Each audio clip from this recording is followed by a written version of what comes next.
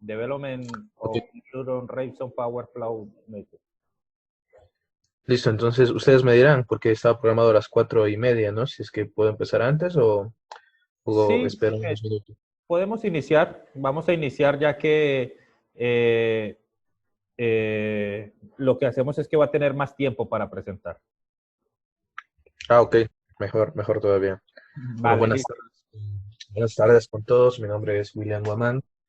Soy profesor en la Universidad Técnica de Cotopaxi. Y el tema de la ponencia de esta tarde es el desarrollo del método de Newton-Raphson eh, a partir de las condiciones iniciales obtenidas del método desacoplado rápido.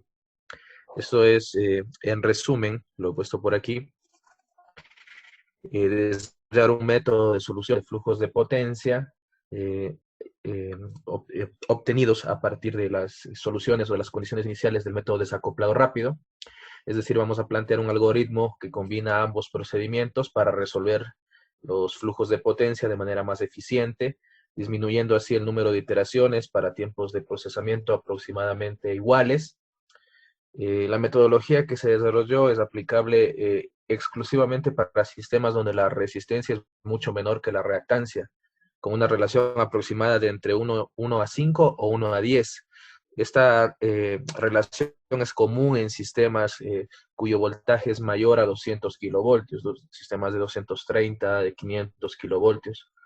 Y el método que nosotros planteamos en esta ponencia tiene que ver con combinar justamente el flujo desacoplado rápido con el Newton-Raphson y ha sido validado con 4 casos de estudio para 3 niveles de tolerancia diferentes utilizando el software MATLAB.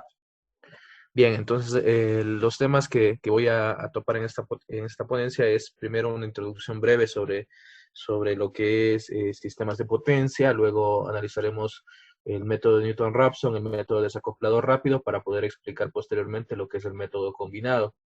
Y finalmente, bueno, hablaré sobre los resultados de este trabajo y las conclusiones. Entonces, resolver un sistema eléctrico de potencia implica obtener las tensiones en módulo y argumento en todas las barras y con ello poder obtener los flujos de potencia que circulan desde una barra I hasta una barra J, por ejemplo. En otras palabras, resolver los sistemas de potencia es determinar los flujos de potencia a través de los elementos del SEB. En esta primera transparencia he puesto todos los valores de entrada que se ingresan a un programa de estudio de flujos de potencia, como por ejemplo los datos de las barras, los datos de las líneas de transmisión, los datos de los generadores y los datos de las cargas. Aquí, bueno, podemos incorporar, dependiendo del modelo de la línea, dependiendo de la longitud, las características de parámetros eléctricos como resistencia, inductancia, capacidad. Todas esas características son un insumo, una variable de entrada datos de entrada hacia el estudio de flujos de potencia. Y a la salida, pues, de un estudio de flujos de potencia, yo tengo el voltaje en magnitud y ángulo, las potencias activa y reactiva, los flujos de corriente y las pérdidas de potencia en estos sistemas. Es básicamente resolver un sistema eléctrico de potencia. Ahora bien, el problema básico del estudio de flujos de potencia requiere que resolvamos ecuaciones no lineales. De ahí que los resultados que vamos a obtener mediante los métodos son aproximados y van a depender del número de iteraciones asociadas al desarrollo de la técnica que vayamos a utilizar. Entonces, estas técnicas para resolver ecuaciones no lineales, automáticamente se nos viene a la mente métodos numéricos, ¿no? Métodos numéricos, por ejemplo, el método de Gauss-Seidel, el método de Newton-Raphson. En flujos de potencia ya hablamos del método desacoplado rápido que parte del método de Newton-Raphson. Y hay otro método que se denomina flujos en corriente directa. En este trabajo combinamos Newton-Raphson con el desacoplado rápido. Bien, entonces, para cualquier tipo de barra, sabemos que las barras pueden ser una barra PB, barra PQ, barra slack. Hay 3 tipos de barras, ¿no? Lo voy a poner por aquí para una barra PB, una barra PQ y una barra slack. Para cualquier tipo de barra, la ecuación que tenemos de la corriente en términos de su matriz de admitancias de barra se expresa de la siguiente manera, ¿no? la corriente es igual a la sumatoria de la admitancia por la tensión. Entonces, para entenderlo mejor, he puesto en este pequeño diagrama un sistema básico donde tendría un generador conectado a una barra 1, y en la barra 1 tendría una demanda, una potencia de demanda 1, potencia activa y potencia reactiva. Y en la barra 2 y en la barra 3 tendría dos cargas, ¿no? Que les he llamado SD2 y SD3. Entonces, aplicando esta ecuación en este pequeño diagrama, pues yo diría que la corriente en la barra 1 es igual a la sumatoria de las admitancias correspondientes, ¿no? En este caso, IJ sería 1, 2 por el voltaje 2 más la admitancia I3 por el voltaje 3. Esto en realidad no es otra cosa que una ley de Kirchhoff de corrientes, ¿no? Es decir que la corriente I1 es igual a la corriente I12 más la corriente I13. Listo. Ahora, esto me va a permitir expresarlo también de manera, en términos polares, ¿no? En función de sus módulos y sus ángulos. Esta primera ecuación es fundamental porque a partir de esta ecuación yo voy a obtener las ecuaciones de flujos de potencia, como lo voy a mostrar a continuación. Si reemplazamos esta ecuación de corriente en forma polar en la ecuación de la potencia compleja de la barra I, las siguientes expresiones van a representar los flujos de potencia activa y reactiva en esta barra de acá, la barra I. Entonces, ¿cuál es la potencia compleja en esta barra? En esta barra I sería el voltaje en esta barra por la corriente I conjugada. Y esto da origen pues, a las dos ecuaciones que tenemos aquí, ¿no? Donde PI y QI representan los flujos de potencia activa y reactiva que circulan desde la barra I hacia el resto del sistema. Estas ecuaciones constituyen ecuaciones algebraicas que son no lineales y que están en términos de variables independientes. Entonces, para todos los casos en sistemas de potencia se trabaja por unidad. Bien, entonces, una vez que tenemos identificadas ya las ecuaciones de flujo de potencia y la matriz de admitancias y esa relación que existe entre las corrientes y los voltajes en una barra, plantearemos el método de solución para esas ecuaciones, que es el método de Newton-Raphson. Si expandimos esas ecuaciones en series de Taylor en torno a unas condiciones iniciales estimadas, que en sistemas de potencia esas condiciones iniciales son que el voltaje en módulo es 1 por unidad y el ángulo es 0 grados. Entonces obtenemos como resultado este planteamiento matricial en relación a las variaciones de potencia activa y variaciones de potencia reactiva, y las variaciones del valor del ángulo para una iteración K. Este valor de K podría ir desde 1 hasta N. Esto sería ya dependiendo del número de iteraciones al cual está asociado el método. Entonces, este elemento central se conoce como matriz jacobiana, que en realidad es una matriz de derivadas parciales, que en una primera instancia tenemos un primer bloque de derivadas parciales de potencia activa respecto al ángulo. Esta submatriz se la conoce como matriz H. Luego tenemos una submatriz que relaciona las variaciones de potencia activa con las variaciones del módulo de la tensión, que es una matriz M. Una variación de potencia reactiva respecto al ángulo, que se la conoce como matriz N, y una variación de potencia activa respecto al módulo, que se la conoce como matriz L. Este sería, en resumen, el método de Newton-Raphson para sistemas de potencia. De aquí yo tendría que despejar esta delta, que es el ángulo, y B, que es el módulo de la tensión. Estos delta P y delta Q para la iteración K representan la diferencia que existe entre las potencias especificadas y las potencias calculadas, o sea, la potencia que sale de cada iteración y la potencia que yo tengo como dato en función de lo generado y lo demandado.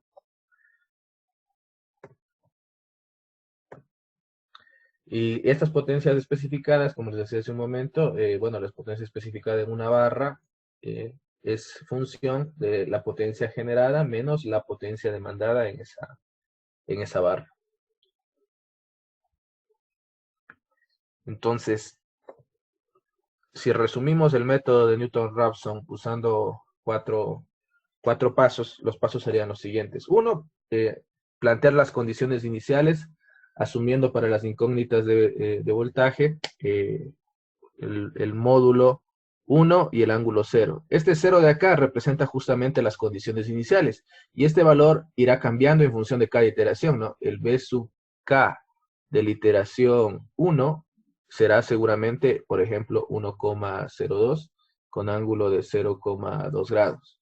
Luego, el B sub K de la iteración 2 será 1,022 con ángulo de 0,23 grados, por ejemplo, ¿no? Esto es el que va a ir cambiando, pero claro, esta sería la primera iteración, la segunda, y esta es la condición inicial, ¿no? Tengo que partir para todo método numérico de una condición inicial. Entre más alejada de la solución esté la condición inicial, más iteraciones y por tanto más tiempo voy a tardar en llegar a la solución. Por eso es que una manera práctica en sistemas de potencia de plantear las condiciones iniciales es plantear uno con ángulo de 0 grados, porque generalmente los voltajes están cercanos a 1 por unidad y los ángulos están cercanos a 0 grados, entre más cerca del nudo generador estén. Esa es una característica inicial. Luego, hay que calcular las variaciones de potencia activa y las variaciones de potencia reactiva para cada iteración, así como los términos de la matriz jacobiana. Y si los componentes de este vector son menores que el error esperado, hay que detener el proceso, ¿no? Aquí determinaremos qué error requerimos, ¿no? Para mi sistema puedo requerir un error de 0,001 por 10 a la menos 6, por 10 a la menos 9, etcétera, ¿no? Ese es el error que nosotros estimamos y al que queremos llegar. Entre más preciso queremos que sea el método, pues más iteraciones vamos a requerir. El siguiente procedimiento tiene que ver con obtener las variaciones de ángulo para cada iteración y las variaciones de módulo para cada iteración. Entonces eso se hace resolviendo las ecuaciones planteadas anteriormente y despejando me quedaría algo parecido a esto, ¿no? Donde el ángulo en una barra I de la iteración K más 1, la iteración, si es que fuera las condiciones iniciales, sería 0 más 1, 1 de la iteración 1 es igual al valor que tengo actualmente, más esa variación, producto de este reemplazo de esas condiciones en las ecuaciones de flujos de potencia. Y esto se cumple tanto para el ángulo de la tensión como para el módulo de la tensión. Y finalmente ya actualizo estos valores y vuelvo al paso número 2, ¿no? Vuelvo al paso número 2 y en el paso número 2 realizo otra vez la comprobación del error. Si el error se cumplió, se detiene el proceso. Si no se cumple, vuelve a darse de manera reiterada, ¿no? Ese es el algoritmo de funcionamiento de un método de Newton-Raphson. Entonces, el método desacoplado rápido se basa, en cambio, en que hay variaciones de potencia reactiva que afectan muy poco al ángulo, y las variaciones de potencia activa, en cambio, afectan de manera mínima a la tensión. El acoplamiento fuerte se da entre la potencia activa con el ángulo y la potencia reactiva con el módulo. Entonces, si recordamos en la diapositiva anterior, en esta de acá, que yo les planteaba jacobiana, esta jacobiana tenía 4 elementos, ¿no? H, M, N y L. Y acabo de decir que el método de desacoplado rápido se basa en que hay un desacoplamiento, ¿sí?, entre la potencia activa con el módulo, o sea, acá. Esto hay un desacoplamiento fuerte, al igual que la potencia reactiva con el ángulo. Entonces, basado en que existe un desacoplamiento muy fuerte, pues yo puedo anular estas matrices de acá, estas submatrices. Es parte del método, es la primera característica del método desacoplado rápido. Como digo que no afecta prácticamente las variaciones de potencia activa al módulo, perdón, pues hago que esto sea mínimo, se hace 0 y me quedaría solo la matriz H y la matriz L. Ese es el primer criterio que toma el método desacoplado rápido. Entonces, si introducimos unas simplificaciones adicionales, que voy a mostrarles a continuación cuáles son, llegamos a un modelo de dos sistemas desacoplados con matrices de coeficientes constantes. Esta sería ya la solución de un método desacoplado rápido. donde, como les había anticipado, ya los elementos fuera de la diagonal principal toman un valor de 0 y solo me quedaría con la matriz H y la matriz L.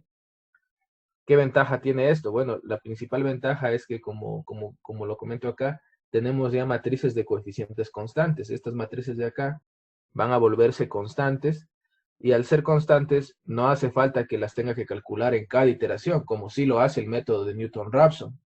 El método de Newton-Raphson a estas matrices de acá, a esta matriz completa que se conoce como matriz jacobiana y a las submatrices, se las debe calcular en cada iteración. ¿Por qué? Porque dependen de esas variaciones de potencia activa y reactiva en función del módulo y el ángulo.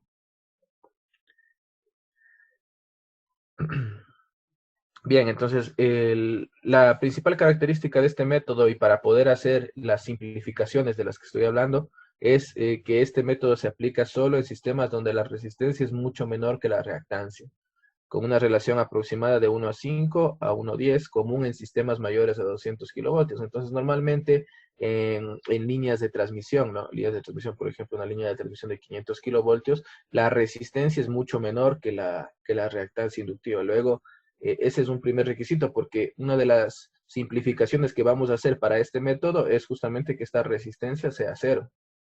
O sea, es tan baja que respecto a X yo la considero nula. Entonces, esas hipótesis simplificadoras de las que estoy hablando son las siguientes, ¿no?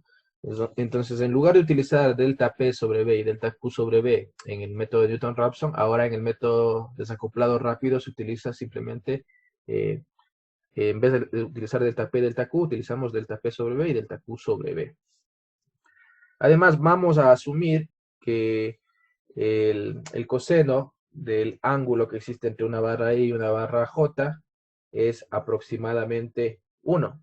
¿Sí? Entonces estamos asumiendo al decir esto que el coseno que existe entre una barra I y una barra J es aproximadamente 1. Estamos diciendo que ese ángulo es prácticamente despreciable, ¿no? A eso nos referimos, a que es 0.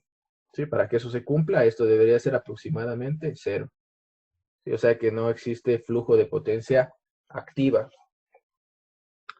También que la conductancia por el seno del ángulo es mucho menor que la susceptancia. Y además que la potencia reactiva es mucho menor que la susceptancia IJ. Esas son 3 condiciones adicionales.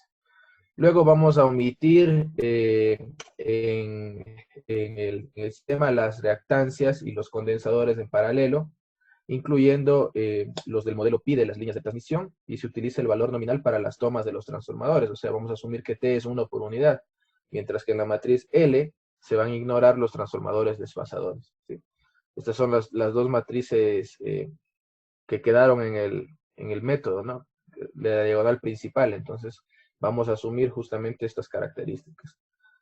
Recuerden que los transformadores tienen una característica, que pueden tener tomas o taps para para regular la tensión. Entonces, si es que asumimos que la relación de transformación es 1 por unidad, eso simplifica muchísimo el modelo. Un modelo de un transformador con relación de transformación 1 por unidad es esto, ¿no? Es simplemente, si esta es la barra I y esta es la barra J, es simplemente una impedancia de cortocircuito en serie, lo cual ayuda a simplificar mucho más el cálculo. Entonces, si tomamos en cuenta todas estas consideraciones, se tiene que esas variaciones de potencia respecto al módulo de la tensión y las variaciones de potencia reactiva respecto al módulo de la tensión van a ser igual a menos una matriz que se va a llamar B' por las variaciones del ángulo, y menos una matriz que se va a llamar B2' por las variaciones del módulo de la tensión, donde justamente estas matrices B' y B2' van a ser la parte imaginaria de la matriz de admitancias, y en ambos casos son matrices constantes, que no van a tener que estarse calculando en cada una de las iteraciones. Por eso se construyen y se factorizan una sola vez, y los sucesivos cambios de magnitud, de voltaje y de ángulo de fase van a ser los que tenemos aquí, ¿no? Entonces aquí simplemente lo que he hecho es plantear la ecuación despejando esta variación de ángulo y esta variación del módulo de la tensión. Entonces es así como obtengo las variaciones para cada iteración en el método desacoplado rápido. Luego el método combinado se basa en lo siguiente. Generalmente los voltajes, las condiciones iniciales son voltaje 1 y ángulo 0 grados, puesto que las tensiones en los nudos se aproximan a los valores nominales en condiciones normales de operación y los ángulos se aproximan a 0 entre más cerca del generador estén. La ventaja principal del método, del segundo método que vimos hace un momento, el flujo desacoplado rápido FDR, radica en que hay una gran rapidez con la que se obtienen esos voltajes en el sistema. ¿Por qué tiene una gran rapidez? Porque es un método que tiene muchísimas simplificaciones.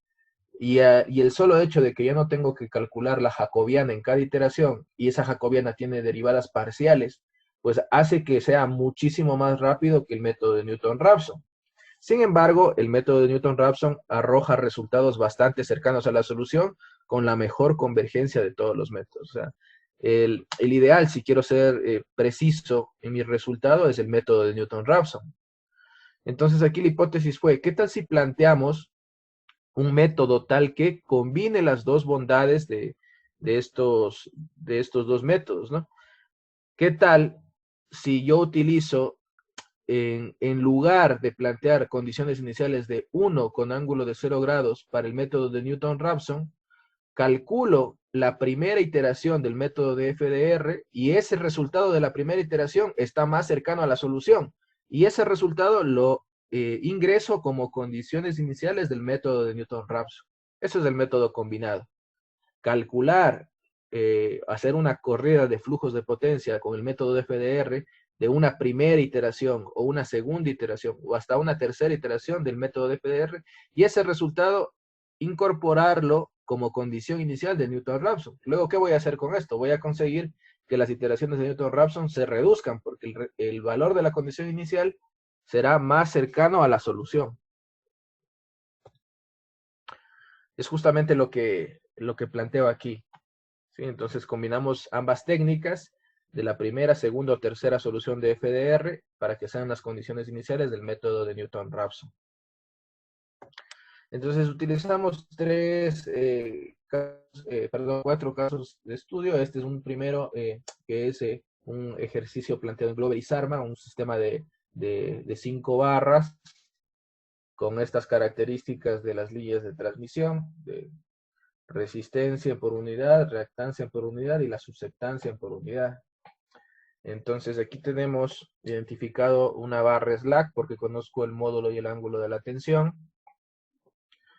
Tengo aquí identificada una barra PB porque conozco el módulo de la tensión y también la potencia, ¿no? La potencia especificada en esta barra que sería la generada 520 menos la demandada 80. Y luego el resto de barras que se denominan barras PQ, ¿sí? Esto va a hacer que yo tenga en el sistema a resolver una jacobiana de 7 por 7, ¿no? O sea, la jacobiana que voy a tener para este sistema con las incógnitas asociadas al sistema va a ser de 7 por 7, porque desconozco, por ejemplo, desconozco aquí el voltaje 2 con el ángulo 2.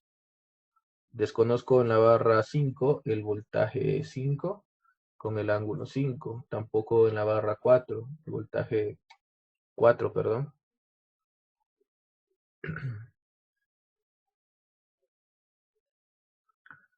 El voltaje 4 con el ángulo 4. Y en la barra 3, lo que desconozco es el ángulo, porque conozco el módulo de la tensión, que es 1,05. Luego el ángulo de 3 también es una incógnita, ¿no? Entonces, si analizamos este sistema, voy a tener 1, 2, 3, 4, 5, 6, 7. 7 incógnitas. Por tanto, mi matriz jacobiana va a ser una matriz de dimensiones 7 por 7. Entonces, esto me da 49 derivadas parciales para cada iteración. Es un proceso bastante extenso y en un sistema muy, muy sencillo de apenas 5 barras, podemos ver ya el tamaño de inconveniente que tengo al utilizar el método de Newton-Raphson para resolver los sistemas de potencia. El caso número 2 es también un sistema de 5 barras, en cambio este es de Granger y Stevenson, otro libro en sistemas eléctricos de potencia. Entonces aquí identificamos una barra slack, la barra PB, y el resto también tenemos barras PQ, ¿no? Luego aquí la jacobiana también sería de 7 por 7. Este ejercicio originalmente tiene una característica que es el, la derivación. Fíjense aquí que este ejercicio tiene un transformador, y este transformador tiene un tap, ¿no? Una toma, tomas es como se le conoce generalmente a esto, y tiene unas tomas que están en un valor de 0,975, o sea, es diferente a 1 por unidad. Entonces, una de las ventajas de utilizar aquí el método combinado va a ser que, como voy a utilizar Newton-Raphson sí que trabaja con la derivación. En cambio, FDR, esa derivación le volvía 1 por unidad automáticamente. Entonces, con el método de Newton-Raphson voy a tener un resultado mucho más preciso. Pero y ahora si combino los dos métodos, pues aparte de que sea preciso, pues va a hacerse en menos iteraciones, que es el objetivo de este trabajo.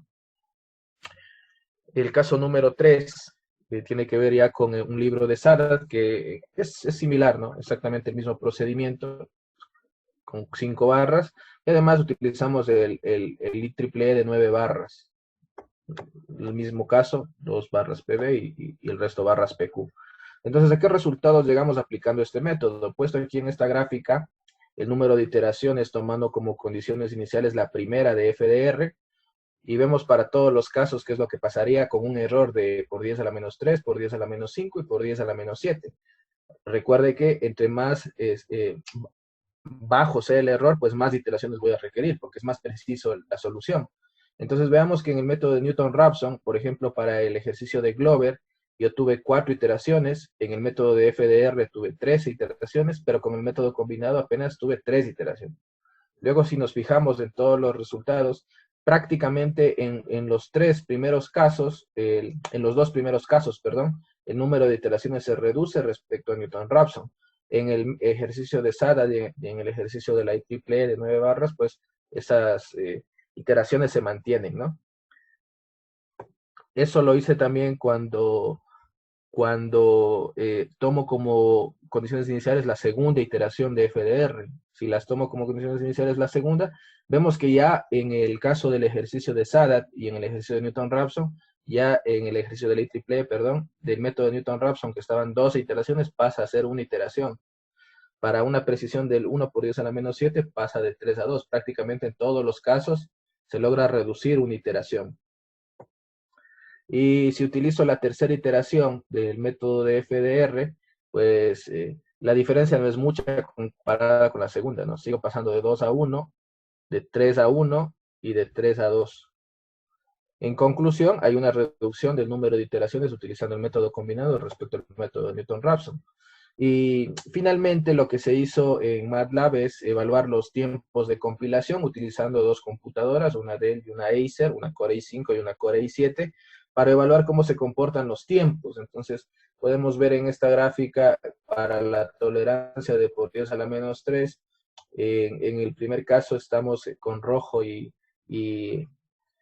con el triángulo, me parece que este es negro, ¿sí? Con rojo y negro sería la señal que está por aquí y la que está por acá. Estas dos señales representan la computadora número 2, que era una Core i7, ¿no? Entonces, evidentemente, el procesamiento es mucho más bajo que la Core i5, pero lo que me interesa aquí un poco es evaluar no el procesamiento o el tiempo de procesamiento de las dos computadoras, sino de los dos métodos. Entonces, fíjense que los tiempos son bastante similares, ¿no? Porque aquí estamos hablando de 6.5 a 7 segundos. En esta escala estamos hablando de que tenemos milisegundos de diferencia. Y eso se cumple en los tres casos. Entonces, si nos vamos acá, igual, ¿no? O sea, los tiempos de compilación que tiene el método de Newton-Raphson y el método combinado son prácticamente idénticos, ¿no? No hay mayor diferencia. Entonces, justamente como conclusión de este trabajo, obtuvimos que el método combinado reduce el número de iteraciones respecto al método de Newton-Raphson, siempre que se cumpla la restricción de XR, ¿no? De que X sea menor que R. Y luego que el tiempo de compilación de Newton-Raphson y de este método combinado En todos los casos tiene variaciones de décimas de segundo prácticamente despreciables en los 4 casos de estudio, entonces los tiempos son prácticamente idénticos en cuanto al procesamiento. Y el método de Newton-Raphson requiere mayor tiempo de procesamiento respecto al de desacoplado rápido porque la construcción de la matriz jacobiana depende de las derivadas parciales o número de variables de estado desconocidas. De ahí que los tiempos del método combinado van a ser similares a los del Newton-Raphson. Estas serían las conclusiones. Nosotros estamos trabajando todavía en este proyecto, ampliándolo para probar el método combinado con muchas más barras y reducir los tiempos de compilación. Esto sería todo respecto al tema. Gracias. Muchísimas gracias a usted, William. Muy buena presentación, muy clara su exposición y con alto nivel técnico. Bueno, queda abierta la sesión de preguntas. Tenemos 7 minutos para preguntar, así que si en sala hay alguien que quiera hacer alguna pregunta o si Ana María me confirma alguna pregunta en el Facebook, con mucho gusto está William para responder.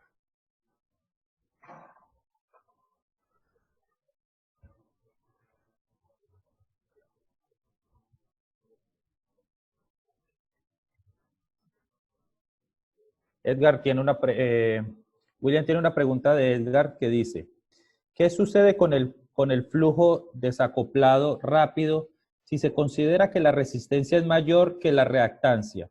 Y si para cualquier valor de la condición inicial siempre se garantiza la convergencia del método Newton-Raphson. Correcto, claro. El tema es que el método desacoplado rápido, voy a ponerlo por acá para poder explicarlo mejor. Eso lo tenía por aquí.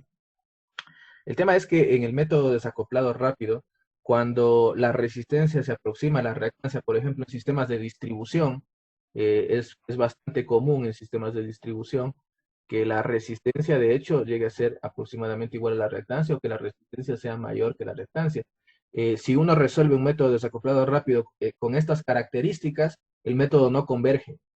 Entonces, uno va a tener un problema aquí porque al hacer esta suposición de que la variación de potencia reactiva con respecto al módulo de, perdón, al ángulo y la variación de potencia activa respecto al módulo de tensión son nulas, eso tiene que ver también con esta característica del sistema. Entonces, si es que, en conclusión, si es que la resistencia no cumple estas condiciones, el método no va a converger y voy a estar en un lazo cerrado infinitamente, ¿no? Eso es lo que va a suceder. Me parece que había otra pregunta respecto a las condiciones iniciales.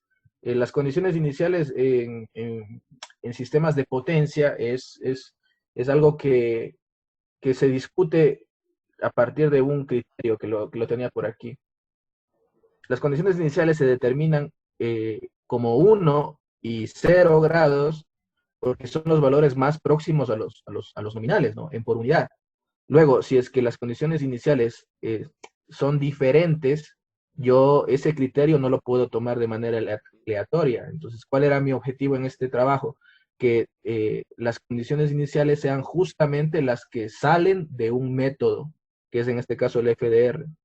Entonces, al tener unas condiciones iniciales mucho más próximas a la solución, consigo que el método de Newton-Raphson sea mucho más rápido, converge en menos iteraciones. No sé si esa es la respuesta adecuada a lo que me preguntaba el compañero. William, hay una pregunta, y no sé si con esto respondió esto.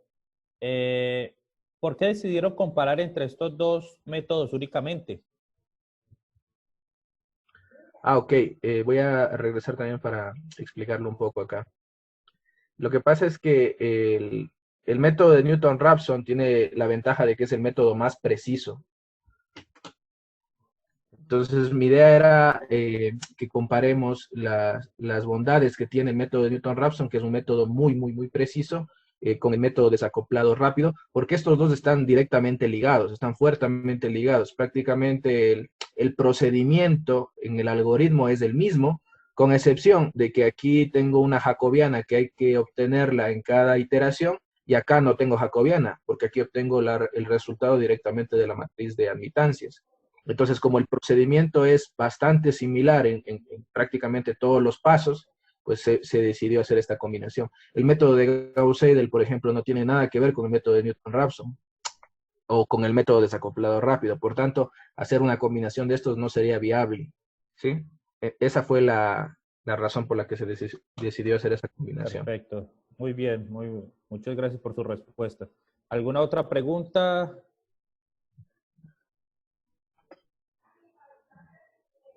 Bueno, al parecer no, William. Le agradecemos nuevamente su exposición, muy clara y técnica. Es usted muy amable. Listo, muchas gracias. Hasta luego. Hasta luego. Y llamamos a